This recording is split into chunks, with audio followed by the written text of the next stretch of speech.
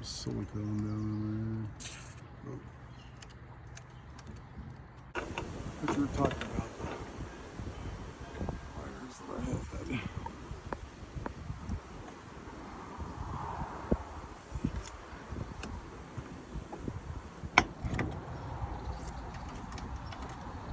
So in the process of loosening this rack up so I could put the fifth wheel hitch in,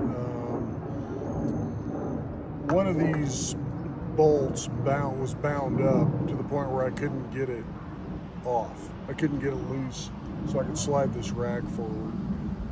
So what I did was pry the knob off, and then it exposed the bolt head.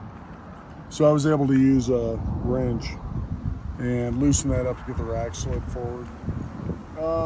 So now, yeah, I'll need to order another pair of these. I get them at E-Trailer. It's about 120 bucks for two.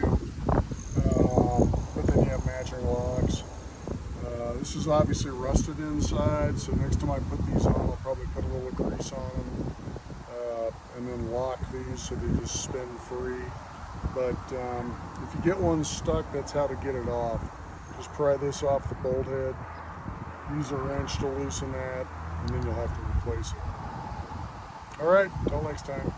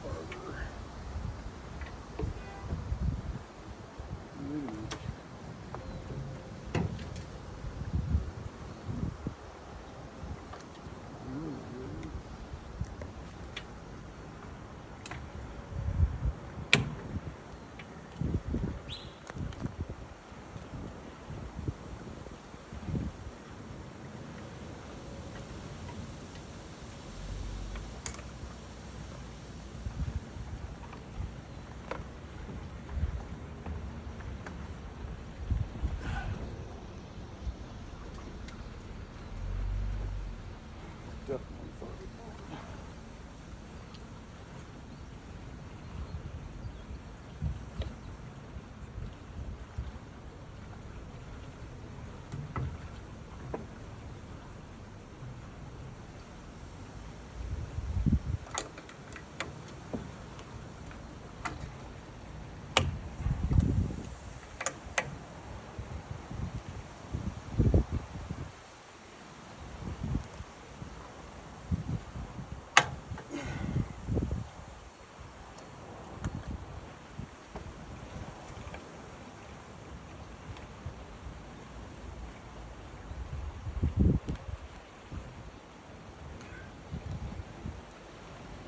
So the 4-banger's up there, a little more challenging than the 2-banger. Half the problem is getting these feet the same distance because you literally spin the foot to tighten it to the rack. So thankfully these straps are a little bit forgiving. And